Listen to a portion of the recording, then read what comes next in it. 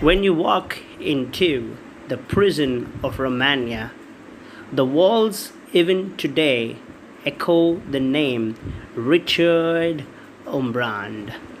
Richard Umbrand was sentenced by the communists to be in the prison for 14 years. Today, we're going to listen to the different tortures that Richard Umbrand went through when he was in the prison. The following narration is taken from his life biography, God's Underground. Richard Umbrand, for many months, was only provided one slice of bread for a week. Imagine, I said only one slice of a bread. Nothing else was given to them as a food. The starvation was very high. If they were inquired on the questions of their friends and if they were not answering on the details, they were sent to an isolation room. For many months, they had to spend time of their own.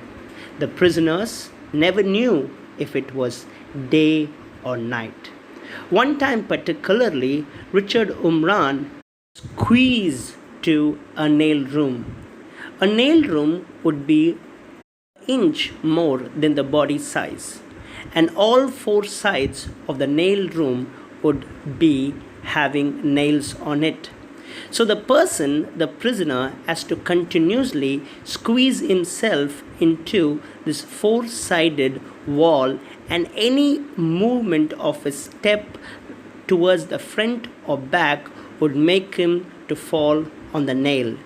His body very often unconsciously fell on the nail, and when he was pulled out, there were bleeding parts all over his body. They were kept in rooms where they could hear the sound of their voice, of their wives being tortured.